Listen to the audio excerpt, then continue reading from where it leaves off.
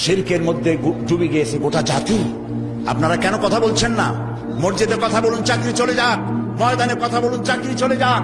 রাসূলুল্লাহ যেখানে দান্দার মোবারক শহীদ অবস্থায় উঠবে আল্লাহর দরবারে, যেখানে রাসূলের কলিজার টুকরা মা ফাতেমার নয়নের মণি ইমাম হোসেন সমস্ত শরীরের মধ্যে অসংখ্য তীরের দাগ নিয়ে আল্লাহর দরবারে উঠবেন, হযরতে হামজা কলিজা ফাটা অবস্থায় আল্লাহর দরবারে উঠবেন, সাহাবায়ে কেরাম রক্তাক্ত দাগ নিয়ে আল্লাহর দরবারে উঠবে, তখন নাদুস নুদুস চেহারা নিয়ে আল্লাহ রাসূলের সামনে কিভাবে দাঁড়াবেন?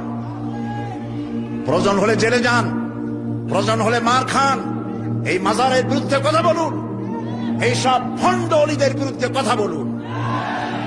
বাইরের দেশ থেকে সাজাইয়া মূর্খ এক লোককে এনে রাহনুমায় শরিয়াত বানানো হয়েছে এই দেশে। দেখা জানে না, পড়া জানে না, ইলম নাই, কালাম নাই, তার নিজের দেশের কেউ তাকে চেনে না। মানুষদেরকে ধোঁকা দেওয়ার সুযোগ আর নাই। থামেন, সোজা দেওয়া ধোঁকা দেওয়া বন্ধ করে দিতে হবে। আজ পীর পূজা, মাজার পূজায় গোটা দেশ শিরকের মধ্যে মুবতালা হয়ে যাচ্ছে। কথা বলতে হবে, জীবনকে বাজি রাখুন, কথা বলুন। আল্লাহর ওলিরা আসছিলেন, যে জিনিস যত ভালো তার নকল বেরোয় তত তাড়াতাড়ি। পীর মুরিদি খারাপ জিনিস ছিল না।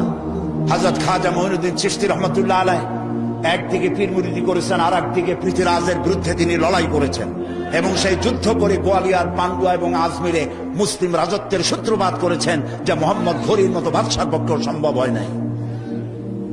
মুজাদ্দাদিয়া তরিকার পীর হযরত মুজাদ্দিদ আল ফিসানি রহমতুল্লাহ আলাইহি সম্রাট আকবর এবং জাহাঙ্গীরের বিরুদ্ধে লড়াই করে তিনি কারাবরণ করেছেন। শাহজালাল রহমতুল্লাহ আলাইহি গৌর গোবিন্দের বিরুদ্ধে লড়াই করেছেন। হযরতে খান জাহান আলী রহমতুল্লাহ আলাইহি লড়াই করেছেন। এখনো ফিলখানা আছে বাগেরহাটে, বলা হয় পিলখানা, আসলে নাম হলো ফিলখানা। হাতির যুদ্ধ হয়েছিল সেখানে। তারা শুধু হাত পাটা এরকম নেন নাই, এরকম করে মানুষকে দিয়েছেন। তারা বিরাট বিরাট পুকুর খনন করেছেন, মানুষের পানির ব্যবস্থা করেছেন, সুপ্রিয় পানির ব্যবস্থা করেছেন, মসজিদ গড়েছেন। যারা আজকে বিভিন্ন জায়গায় ওরসের দাবি করেন, হিন্দু মুসলমান পাইকারি দরে গিয়ে গাঁজা খায়, মদ খায় এবং মাজারে গিয়ে সেজদা দেয়, নাউযুবিল্লাহ, নাউযুবিল্লাহ।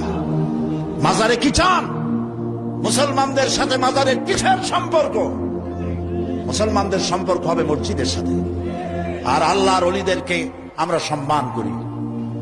ওলি হচ্ছেন তারা যারা নাকি কথা বলতে গিয়ে জেল খাটেন, জরিমানা দেন, শুধু পকেট ভর্তি করে টাকা নেন না, কথা বলতে গিয়ে জেল জরিমার মুখোমুখি হন, ফাঁসির মঞ্চে গিয়ে দাঁড়ান, তারাই হচ্ছেন সত্যিকারের ওলিউল্লাহ। আর যারা পয়সা কড়ি কামাই করেন, হক কথা বলেন না, হক কথা গোপন রাখেন, শুধু কদম বসিয়ার মানুষের টাকা নিয়ে তৃপ্ত হন, তারা ওলিউল্লাহ নয়, আদুবুল্লাহ। গোটা জাতিকে কথা আজ বলতে হবে। আমাকে লোকেরা বলে, মাঝে মধ্যে বলে যে উনি পীরের বিরুদ্ধে কথা বলে। না, আমি ওই সব ব্যবসায়ী পীরের বিরুদ্ধে কথা বলি যারা মানুষের ঈমানকে হরণ করে। আমি ফুরফুরা সরসিনার বিরুদ্ধে কখনো কথা বলিনি, যেহেতু তারা শিরক এবং বেদাতের বিরুদ্ধে।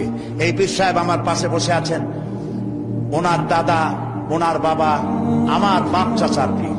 আমার চাচা ফুরফুরার হযরত মুজাদ্দিদে জামান হযরত আবু বকর সিদ্দিকী রাহমাতুল্লাহ আলাইহির খলিফা ছিলেন। আমার আব্বা এবং আমার চাচার বহুত মুরিদ আছে আমাদের এলাকায়। উনি নিজে পত্রিকায় দিয়েছেন, আমার নামে কেবলা ব্যবহার করা যাবে না। কেবলা তো একটাই, সেটা কাবা শরীফ। আল্লাহ, কোন পীরের শিখানো আল্লাহু আল্লাহু জিকির করার চাইতে রাসূলুল্লাহর শিখানো সুবহানাল্লাহ, আলহামদুলিল্লাহ, আল্লাহু আকবার, এই জিকির বেশি করে করা উচিত। সুতরাং আমি পীর বিরোধী নই।